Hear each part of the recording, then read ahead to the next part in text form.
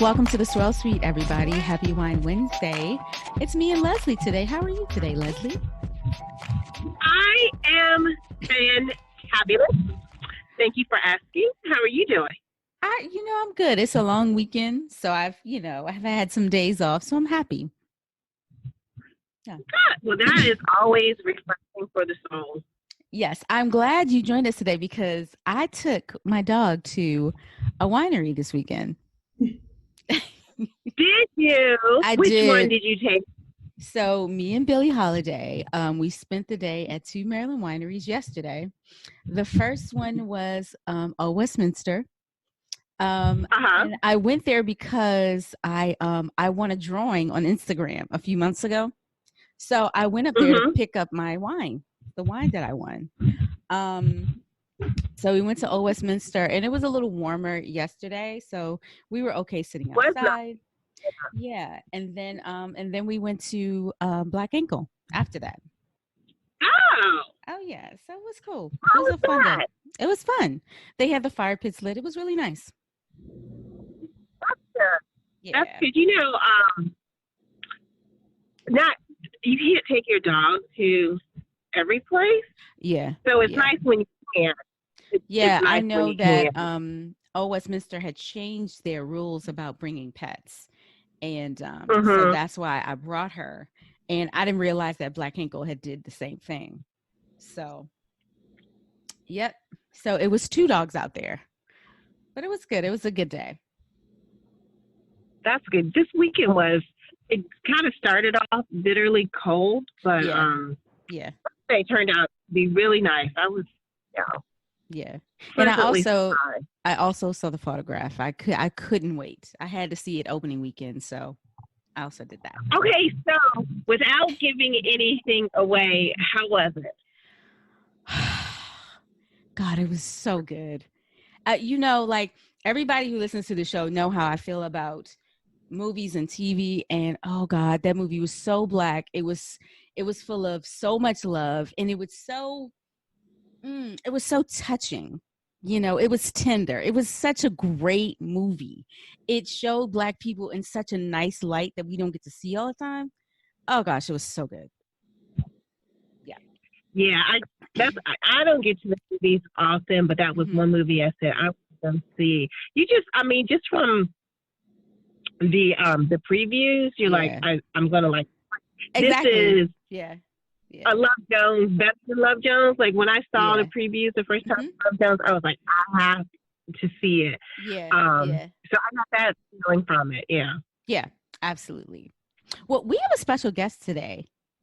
Aamira, how are you? I am good, and I'm happy to be here. Yes, welcome to the Swirl Suite. Yay! So we were introduced via Instagram because of our dear friend Reggie, who is the wine casual. And I guess he tasted your wine or met you somewhere. Explain how that happened. Yeah, no, I was helping a friend pour at the Barolo and Barbaresco. I think it's called like the World Opening. It was the first one in New York. And it wasn't my wine wasn't there, but I was pouring and I happened to just start talking to him about wine. I was telling him how I had a wine brand and he raved about you and your podcast. He was like, you have to contact them. So I said, okay, for sure. Oh gosh, we love Reggie. He is like another member of the Swirl Suite, honestly. Yeah, he had nothing but positive things to say. And I was just so honored that he even, clearly he respects you guys. So the fact that he wanted me to meet you all says a lot. We appreciate that. So tell everybody about yourself and what's your connection to wine? How did you get into wine? So again, hi everybody. My name is Aamira. I am the founder and winemaker at LoveLee Wine. And I started this brand about 3 years ago, just in the pursuit of passion and purpose and going after something that was just for me. And when I say just for me, outside of my corporate job, my husband, my kids, all those hats that we wear, but we start to realize, or let me not say that I started to realize wasn't as fulfilling as I thought it should be, right? So once I hit 30, I was like, well, what's mine? what do I want to do? What do I like to do? And so I started on this journey after reading The Alchemist, which really inspired me to like go after my passions and to not overthink things, just do what I like. And I like wine a lot. I like a lot. And I was just like, what if I just started my own? And then I started researching and partnered up with some great producers and friends that I work with out in Napa to produce my wine. And it's been a journey ever since. So like I said, I started the brand about 3 years ago. But about a year and a half ago is when I, really invested in going commercial, and I sell my wine direct to consumer via my website. So it's loveleewine.com. And again, LoveLee is spelled Lovelee. And Lee is sort of a family name, so it's an interesting story of how that came about. But you can find it online. And again, it's I have primarily blends, so I have 2 blends right now. I have a red blend that is primarily Syrah, but it also has Merlot, Zinfandel, Petit Syrah, and a little Viognier. And then I have a white wine, which is definitely a crowd favorite, which is Gewürztraminer, Grenache Blanc, Pinot Gris, Chardonnay, Sauvignon Blanc. It's really, really delicious. So that's the fun part for me, because I am a Jersey girl, born and raised. I do not own a vineyard, so there's no going outside and growing my own grapes. So I think blends help me to put my own personal touch to the wine that I make. So, yeah. Oh my goodness, too bad Glennis isn't here, because then all we would just see about Jersey love. Yeah. Yeah, I'm a Jersey girl. So tell us about like your role in the winemaking, since you don't grow your own grapes. What do you actually have to do? Yep. So with my partners who are over in Napa, they have the relationships with the different vineyards and they source the grapes. So what I do is, based on what's available, I go and I say, hey, let's do a blend. I literally sit with my pencil, the paper, the glass, the syringes, everything, and we just get to blending and mixing. And do you fly there to do that? Yeah, or I do. Okay. Yes, there is an option you cannot, but I don't. To me, that's well, you got to taste it. Yeah, I gotta taste it. Nope, I go, I sit. I get a little tipsy because I just can't spit out good wine. It's so hard. But I think that's why my wine's so good. So it's very, very much a personal process, and I put definitely my my heart into it for sure. How often? So how do you? Go ahead. Oh, I'm sorry. No, go ahead. So do you? I've always wondered, like, do you get the juices, or do you actually get the fruit, the berries, and you taste the fruit and you say, yes, I want these? So this is wine that's already been fermented. It's already in barrels, and then I take that and blend that. So for instance, my red blend, primarily Syrah, is from the White Hawk Vineyard. So they have a 2016 barrel of Syrah from the White Hawk Vineyard. I taste that and I say, give me some of that. And then I'm like, oh, you know what? I want this Zinfandel too. And I want a little bit of Merlot. And we just sit and blend. And then it has to sit in the bottle after that for some time. And how long are you aging your wine? So for instance, my red is a 2016, and I started selling that in June of 2018. So it had already been in barrels, and then I bottled it in, I believe, February of 2018. So these don't sit much long, like a year to 2. Because we all know the best wine, most wines are meant to be drunk young. Everything is not meant to age. Now, can they? Yes. So my 2016, I just tasted it actually this weekend, and it is amazing. And so it's already 4 years old. But I think within the next 2 years, if anyone still has a bottle, have fun with it. So how often do you have to travel to California? I really do it about twice a year. Oh, really? It's about that time to blend the next batch. I actually had a sparkling rosé, which wasn't really a blend, but I wanted it for the people who love rosés. Yeah. I'm not a sparkling girl, but people love it. So I'm thinking about putting that back out this spring. And And that I don't have to necessarily blend. That's already sourced. And what grapes do you use for your rosé? That is all Pinot Noir. Oh, nice. Mm-hmm. Very nice. It's so good. And it's sparkling and it's pretty and it's amazing. Yeah, so it's about that time to get out there. I'm ready to do another blend. Yeah, so that part, I'm like, I'm still a careerpreneur. So I work by day for the man. Yeah, sure. And I'm trying to grow this brand on the side. I'm like, oh my God, it's time to blend some more. I got to, keep it fresh. So that's the plan. And the funny thing is, it's usually in February when I'll do it. So I'm a little behind, but it's coming soon. Nice. So how did you decide what wine that you were going to make? So I'm a red girl. So it's just like, I got to go with what I like first. And I think that's how you just stay authentic to your brand. It's like, if you wouldn't drink it, no one else would, right?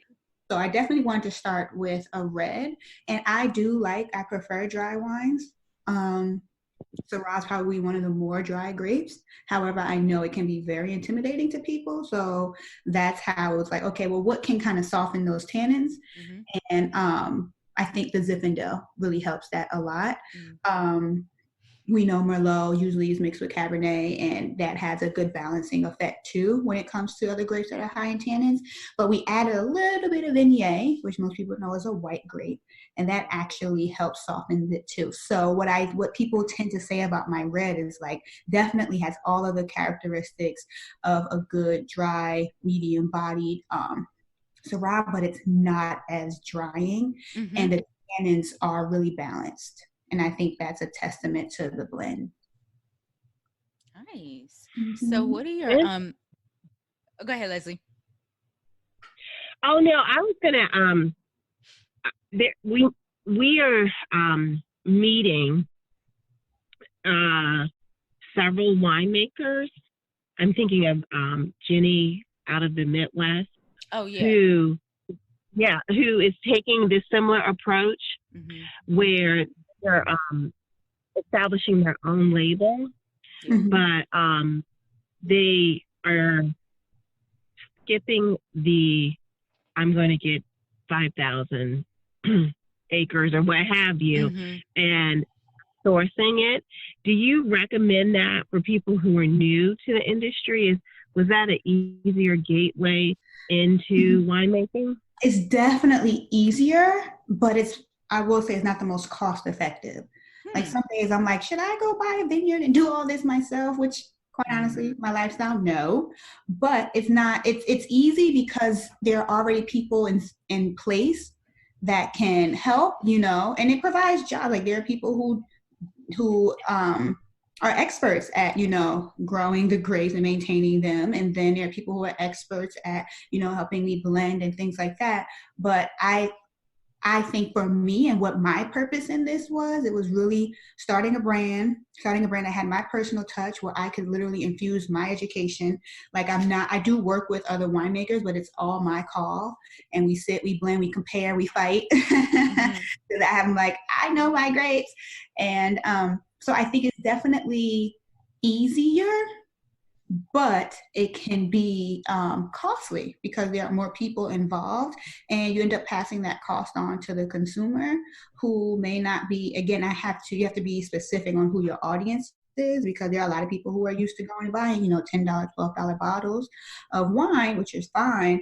But when you're working it this way and you have other costs involved, like I have to maintain shipping and I have to maintain licensing and all of those things, it gets costly. So I think that's where I'm at right now, is like reevaluating, making sure that I am going after the right target and that I am doing things in the most cost effective way.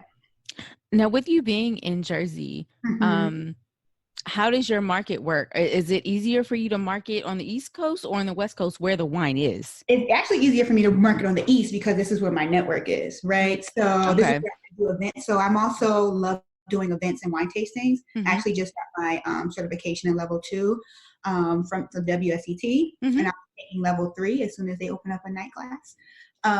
And so I love talking to people about wine, and I'm always transparent. Like I'm still learning, of course, very, very early, but my network is here. So I'm able to be in places where I can talk about wine, I can showcase my wine. I went to college on the East Coast. A lot of my network are college friends. I work here. Like I said, I have corporate friends. So it's much easier to build trust here than the West, where I'm not physically present. I get it. Mm-hmm. And so what's your wine's price point? So my red wine is $39.99. And that's a 2016. I call that one the Legend Blend, because again, it was inspired by the Alchemist. And then my white wine is called the Journey Blend, and that one is $27.99. And then when I do bring my sparkling rosé back, it's $44.99. Gotcha. And again, I ship direct to consumer, so that's hard because people aren't used to paying for shipping. Yeah. That's probably the most difficult part, is like having people understand that wine costs to ship. There really is no way around it. So that's the only thing about not being in a physical location. But with physical locations come distribution and more people wanting all your coins. And I need all my coins. I got 80. All right, I got 80. So would you like self-distribute? Like, would you just go to, like, say you decided to go to all of the, I don't know, the Black restaurants and wine shops and say, hey, I'm a Black winemaker. Would you like to try my wine to have on your shelves? That kind of thing. So I'm exploring and trying to do research now what that would look like. So I think I would have to become a distributor and then pay for that and license that, because my licensing again right now is only to be able to ship. Okay. And right now I pay for licensing in New Jersey, New York, Pennsylvania, Maryland, DC, and California. Okay. And so every time I add a state, I got to add more money. Sure. So that's where I am right now, is just trying to figure out my model, right? What's going to work best for me? Is it really pivoting my marketing and saying, hey, if I want to keep this business model, I have to go after people who understand and who don't mind paying for wine to be shipped to them at this price point? Or do I need to pull out of who I'm working with now and try to go source different grades? But I'm always worried about the integrity of the wine, because I really do enjoy good wine. Yeah.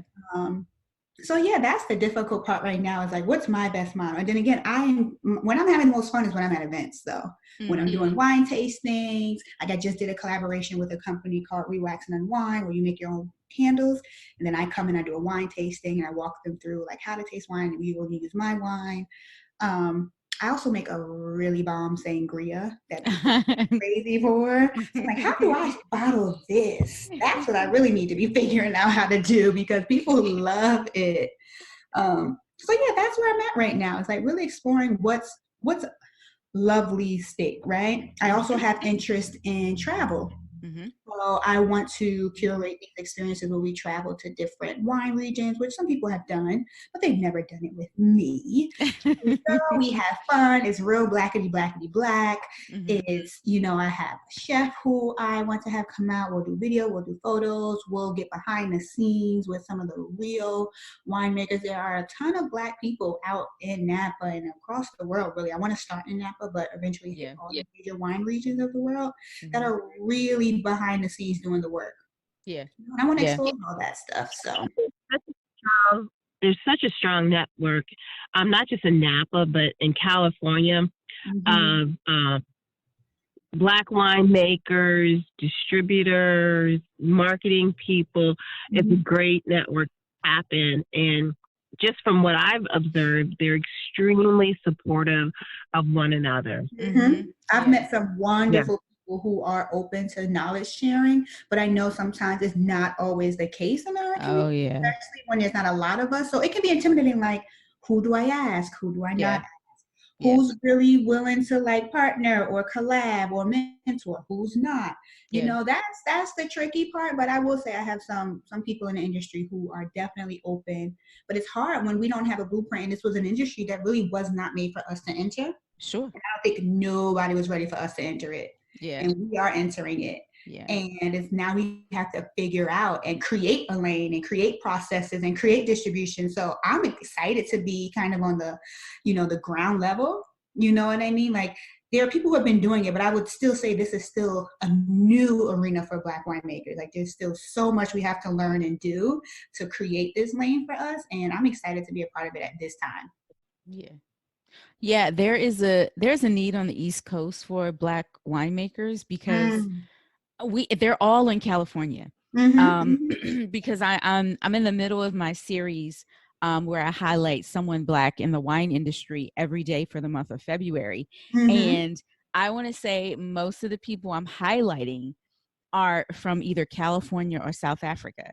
There are no Black wine. There's very little Black winemakers on this side of the U.S. Yep. So, yeah. Because it's hard. We don't have the resources per se to do that here. And, you know, if there are vineyards, of course, in New York, there's even vineyards in Jersey, but a lot of them are family owned, and, you know, there's not really this willingness to open up and just say, hey, Black girl, come over here and make some wine. And it was hard for me. I was looking for I was trying to make the list very balanced, and it was hard for me to even find like Black wine shop owners or Black wine bar owners. And it was tough. Yeah, I know about 2. I think, but you know, the area that I've been hearing a lot about, and I'm like, I need to get down there, I may have to move there, is Texas. Really? Yes. Apparently, Texas is the second largest population of wine consumers outside of California. Period. Not just about Black. Like, apparently, Texas drinks the most wine. That's a stat that I heard from a woman in the industry. She's not Black, but she just opened a wine shop there. And she was just telling me that's the market. And it's funny, everybody I meet that lately have been coming into contact with from Texas, like, yeah, the wine industry here is big, and they have vineyards popping up down there. And so I would just encourage you, like, reach out. I think there's definitely a growing population of wine drinkers, winemakers, and there are some Black winemakers and industry people there as well. Yeah. Cool. There was the lady that Claude had told us about that's from Texas, who was a Black winemaker. And then maybe a few years ago, the wine tourism conference was in Texas. And I was surprised by how much wine is in Texas, and that they supply, I think they're the 5th producing in the United States. And they supply wine for like Colorado and Montana. So they have nothing but space. Yeah, it's a big state. So they got ample opportunity to grow grapes. Yeah. And I think it's probably not the most ideal climate, but it's still along the way. And it's probably certain grapes that they can grow, you know, in a good way. Yeah, I'm definitely, it's on my list to explore. Yeah. Texas. And also, I went on a Pennsylvania wine tour. There are a lot of cool Pennsylvania wineries. There's a whole Pennsylvania wine country that I was a part of. Earlier. Nice. What's been your biggest challenge with LoveLee Wine? So, like I mentioned, it's really just trying to understand and get a grasp on what my business model will be. Because again, selling direct to consumer via website, people still want to go into a store and buy wine. Or the worst is when I'm doing an event and people are like, okay, can I buy your wine? I'm like, just sell it to you. And it's so hard to explain that to people because I don't expect people to know. It's not like retail. I can go get my product into the store, now you buy it. There's red tape, there's laws, there's compliance, there's a lot to it. And that's probably the most difficult, is really selling wine, you know, and with the model that I have. And then just trying to navigate these uncharted territories per se. Like, there's no real blueprint for this industry, especially for women of color. And then, you never know who's willing to partner, who's willing to help. So it's a lot of me having to be vulnerable and just putting myself in spaces where I can learn and network and just be my most authentic and transparent self, you know, and then hopefully I can attract that as well as I grow and learn more about being a successful winemaker and brand. Nice. Do you see this as an opportunity to not just make wine and influence the wine world, but do you see this as an opportunity to change legislation in New Jersey of how wine is distributed, how you're able to, people who don't have a traditional brick and mortar, with their legislators there in New Jersey? I mean, I see it as an opportunity. Now, I'm not going to say Aamira is going to do that part. I know my strengths and limitations. I got time to fight nobody's laws, to be in nobody's courtrooms. I will leave that to the people who like to fight the good fight. But I will definitely support because it's not easy. And it's like, I literally jumped out the window, right? Because I needed to. When I started this brand, I just needed something for me. I needed to pursue something that I truly loved. And I've had some great successes, but I would be lying if I said, oh, I researched all the red tape and compliance and the laws. I didn't. And then the more I learned, it was like, shoot, there's a lot here. Yeah. And so I'm in it now, right? But yeah, so anyone out there listening, fight the good fight for me, please. To make this I ain't got time.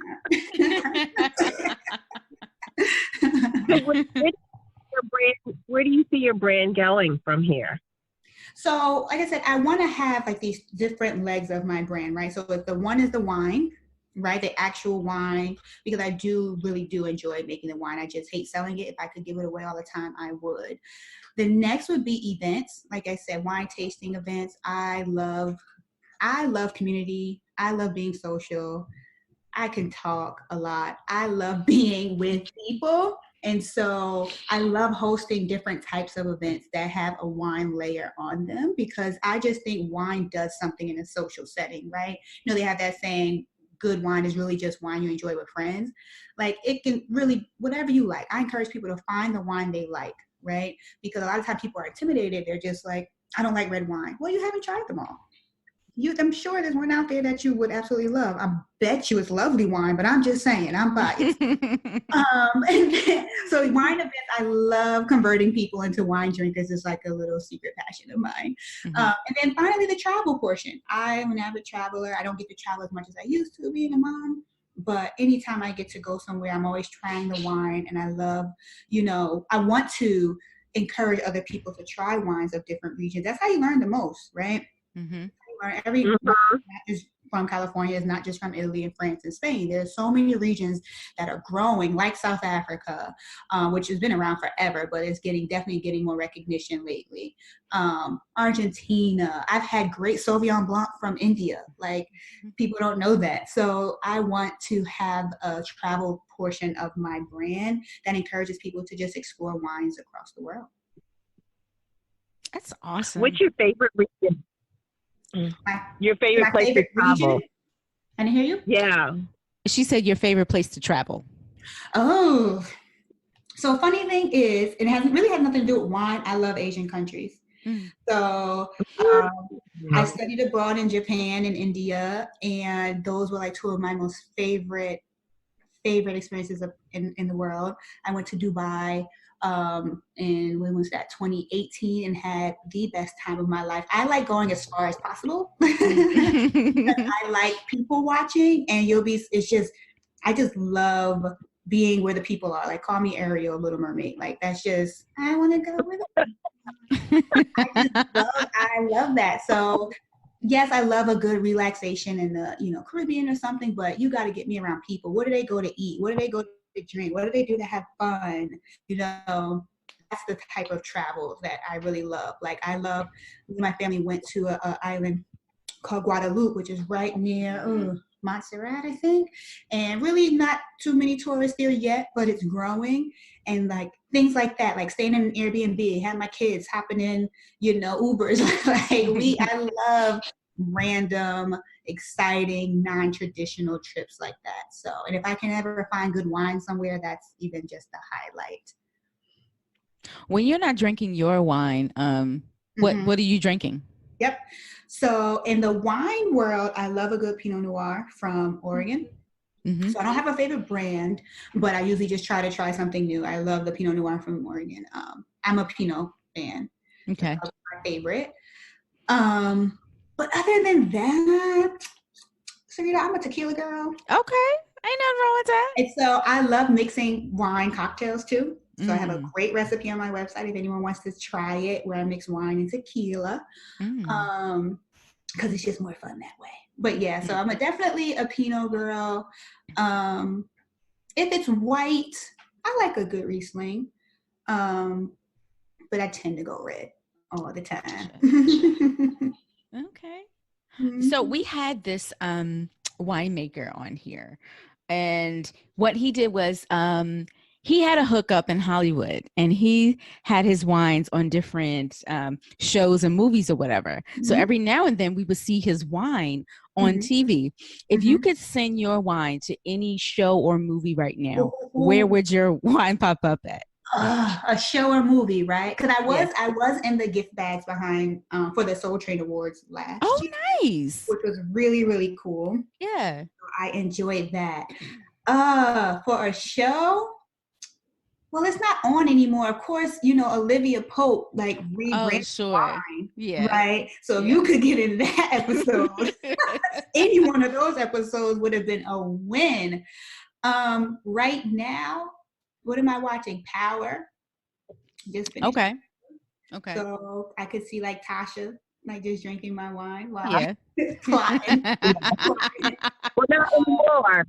Well, did you finish it? Yeah, I finished it. Oh, okay, good. Yeah, girl. Okay. Maybe for another 20 years.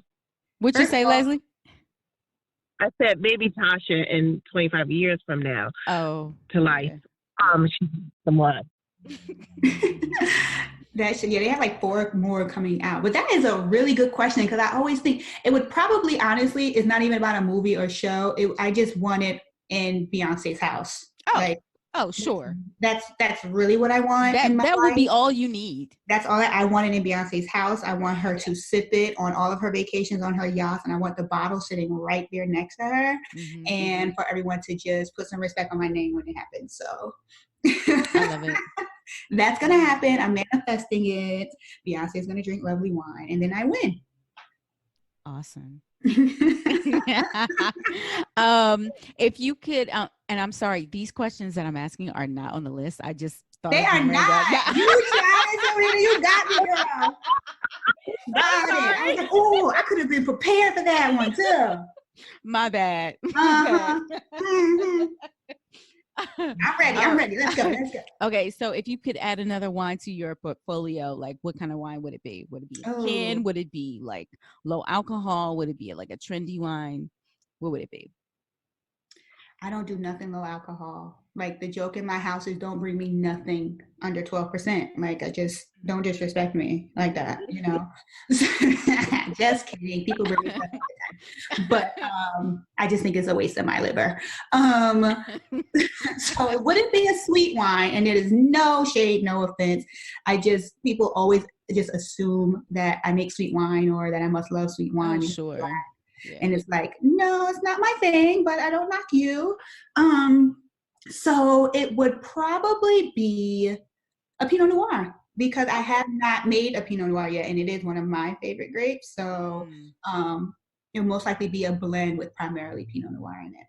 Gotcha. And then I do think I want to do a traditional champagne. So my rosé is a traditional method sparkling rosé, really, really using traditional method to make it, which is why the cost is there. But I think I want to do just a champagne. I mean, Chardonnay, Pinot Noir, Pinot Meunier, traditional. Nice.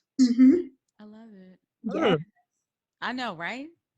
I'm excited. Oh, do you have a wine club or anything? I don't have a wine club, because that's the fear part, right? Why?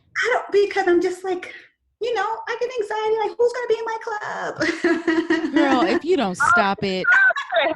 Yes, Girl, exactly. You gotta stop it. You create your wine club, child. And you can have wine club events in Jersey. But I'm maybe I need to make more wine, because I'm I have 2 blends now, plus my sparkling. So I'm eventually I got to do more research. How many wines do I need to have to make wine clubs? Because I'm not in any wine.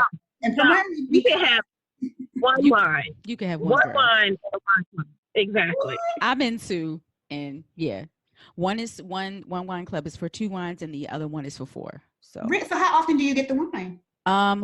Every quarter for both.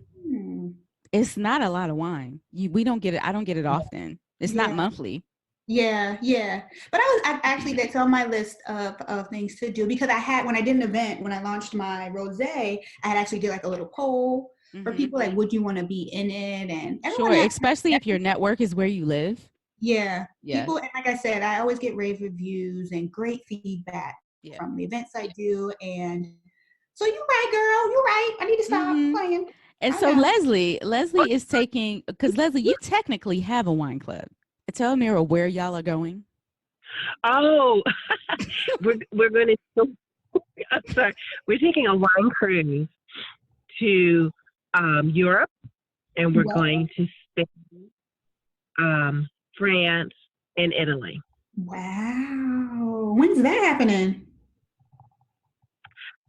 September 1st through the 8th. You still got room on that tour? Say that again. You still got room on there? Do you have room? Yes, we do. Yes, we do.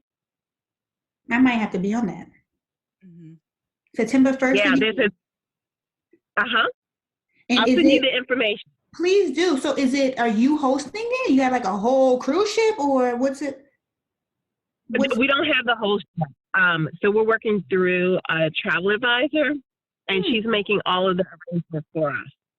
Nice. Oh, yes. Please share that. Please. I'm coming. Yes. Okay. Already done. I'm going. Sarita, are you going? No, I'm not going. I'll be in Bali this summer, so I can't do both. So that is my next destination. Really? Is my it? next solo destination. Like I said, when I went to Dubai, that was a solo trip. I've never traveled. Oh, can I ask you a question? So and your husband is okay with the solo travel? He was. At that time, no, he was not. And I said, take these kids and I'm out. And I literally booked it 6 days before I left. And I was like, I need to go to Dubai. Wow. Damn. Quiet and explore. And it was I've never had an experience like that. I think it was the solo mixed with the exotic location, mixed with the people. And I love heat. Like that heat is no other. So then I decided I wanted to try to do it annually. I didn't get to do it in 2019, but I said this year, if I can get to Bali, then I'll be okay, because that's another place I heard is great for solo travel and for solo travel for women. So I'm only thinking they're safe, you know. So you better self-care. I love it. Listen, my self-care game, I had to learn it. I had to learn it real quick. All 2019, I was not playing. 2018, 2019, I had to learn it. And it's real. And if you don't self-care, self-love, life can get really, really hectic. And I realized I needed to slow down. So, dope. I want to hear all about Bali. Yeah. Okay. So, last question before we move into our really fun questions. Okay. Just tell everybody where they can find your wine. Of course. So again, LoveLeeWine.com. That's LoveLee wine.com. And you can go there. You can click buy wines and you'll see the options of shipping wine. I always tell people to click ground shipping because it defaults to 2-day and that's expensive. So I'm always like, you can choose another option. Don't freak out. So that's where you can buy the wine. You can also just learn more about me and follow me on my social. So I'm very active on social. So at LoveLee Wine on Instagram and Facebook. Again, LoveLee Wine. And that's where you can find me and that's where you can buy it. Awesome. Yes. So the next set of questions are going to be a little fun to get to know you. And Leslie, these are for you too. Oh, okay. Okay. All right. Chicken or fish? Chicken. Always chicken. Yeah, me always chicken. Yeah. Yeah, I tried. I can't really get into fish. What you mean? It's not my thing. So I eat seafood. Only seafood I eat is like shrimp, crab, lobster, like the shellfish. But like actual fish, it has to be. There's not one fish that you like? I keep trying salmon, and it's growing on me. Oh, it's growing on me. I think it's weird. I eat chicken at home so much that when I go out, I almost never order it. Oh, I never order fish out. So fish is like my main thing when I'm out. Yeah, no, I can't. I'm not wasting time on nobody's fish. Type of fish you like? What'd you say? When you go out, Sarita, is there a particular type of fish you like? Yeah, I really like salmon. I love salmon, especially when the chef knows how to make the skin crispy. I like rockfish. I'm an old woman. I love orange roughy. Old women love orange roughy. Y'all had orange roughy before? I don't even know what that is. I'll never even heard fish. It's a really white fish, and it almost tastes. It's like almost like lobster or shrimp. Now I think I do like white fish. Yeah. Cod is like a white fish too, yeah, right? Cod is that. Yeah. And I've also had catfish. I like a good fried catfish. Yeah, catfish is good. And I love sea bass. I love almost all fish. Even if you give me the whole fish with the head on and everything, I'm eating from the head to the tail. I love it. I like tuna though. Have you heard? Amazing. What'd you say, Leslie? In Baltimore, they have lake trout fish. Have you heard of that? No. So if you go to the little carry-out places, it's lake trout. And it's like a Baltimore special. And so they did this whole thing on the Baltimore Sun, that things that are typical of, or like unique to Baltimore. And basically it's tilapia. Girl, you better shut up. Shut up. I'm thinking they're like shipping the fish from some lake that, what? No, it is tilapia. Oh. So if you ever go into like a little mom and pop fast food place and you see lake trout, what have you, it's tilapia. Oh, God. The trickery. That's hilarious. Oh, man. Yeah. Okay. What is a better date? Paint and sip or a cooking class? Paint and sip. Ooh, the cooking class. I'm gonna do the cooking class too.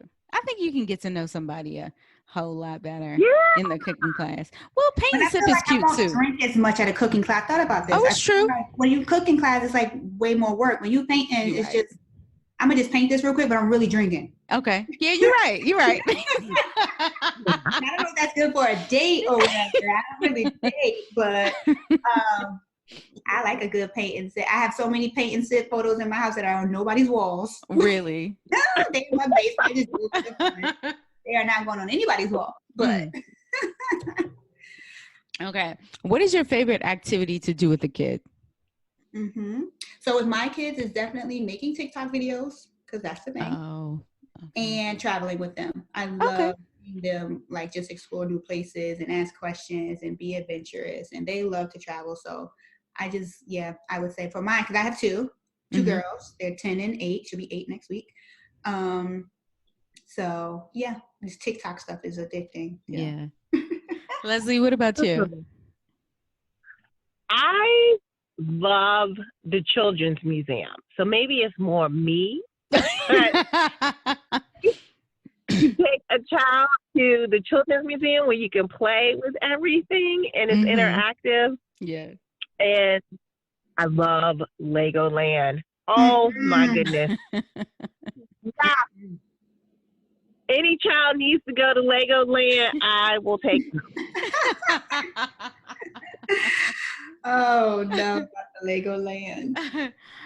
For me, it's something very, very simple. Have you ever just sat and colored with a kid and let them talk? It is like therapy or something because they just go and go. And it's like, wait, what'd you just say? What? Get out of here. Yeah. So I like coloring and listening to them talk. Okay. Leather or lace? Lace. All day. Leather is hot. Lace is pretty. It's sexy. Yeah. Oh, yeah. Yeah. I would say lace, especially a woman of a certain age. You don't want anything hot on you. Yes. I would say lace. Yeah, 1/4 of my closet is like black lace. So yeah. Yes. Yes. We find out. What was the last item you ordered from Amazon? Okay, this is embarrassing because it wasn't for me. My 8-year-old is like, can you order me a glockenspiel?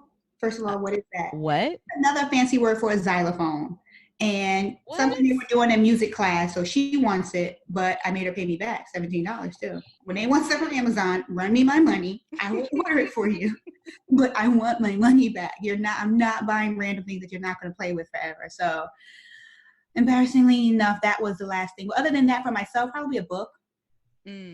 I'm trying to think. I think I bought a book and I just started the whole, what's it called? The save, when you automatically do like tissue, paper towels. Oh, uh-huh. I did that. I was like, okay. I'm tired of running out of stuff. And I'm like, darn it. So I'm trying to see how that works. Have you noticed a difference? Is it too early to tell? It's too early to tell. I just started. But I'll let you know if I run out of tissue, because I'm going to be real mad. They're supposed to know to ship it, and I'm getting a little nervous. I ain't getting my box yet. A little nervous. I'm not going to Walmart at night. I'm not. So they got to figure it out in this house. Leslie, what about you?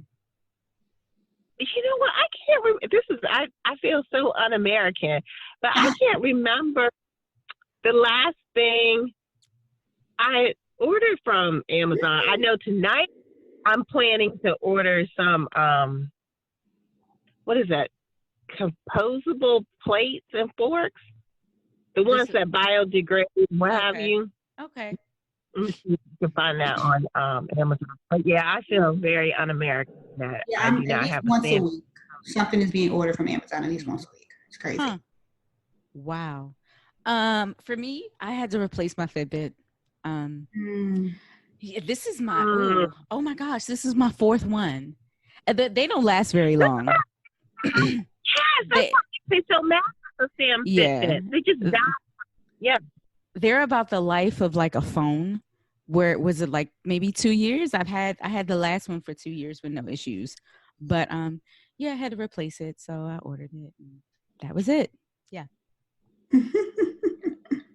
Technology. That's a long time. Yeah, so I don't know this Fitbit. Is it? You think it's a long time? I think it's less than a year. So yeah. Oh, yeah, man. All right, last question. What is your ideal weather temperature? Hot. You like it hot?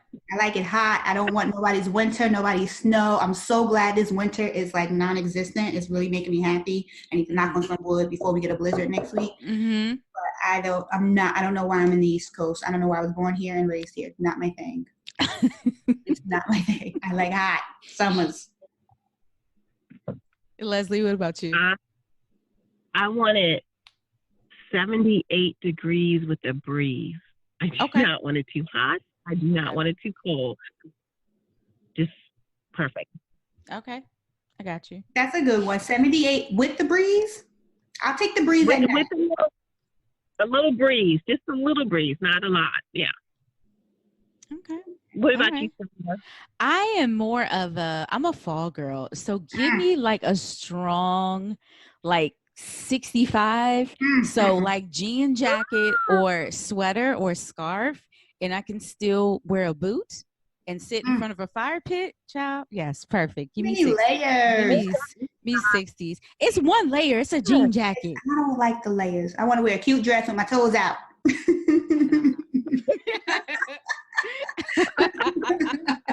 I want all my toes out, cute dress, all my legs out, all of it. Oh man, this was so fun, Aamira. Thanks so much for being on the Swirl Suite. Of course. I have a question for you. What are you sipping? Because you've been sipping this whole time. Oh, child, I just have like I have a Meritage from Trader Joe's that I got today. It was $8. It's not bad. It is 2018, and it's a blend of Cab, Malbec, Merlot, Petit Verdot. It's pretty good. Okay. I think you call it Roastabout. This is what it looks like. Y'all see the label? Okay. Yeah. Is it a good one? Yeah, it's pretty good. I would buy it again. But yes, one more time, Aamira, tell everybody where they can find you and follow you and any events you have coming up.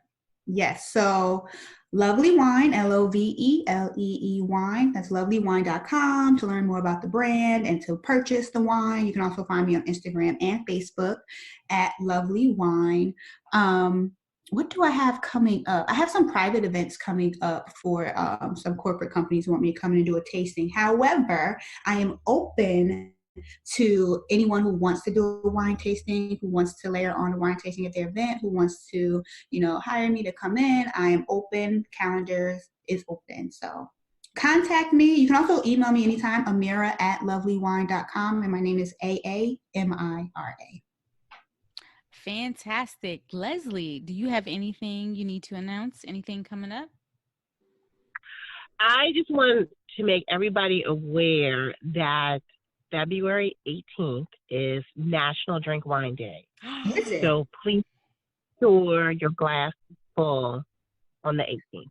Tomorrow? Okay.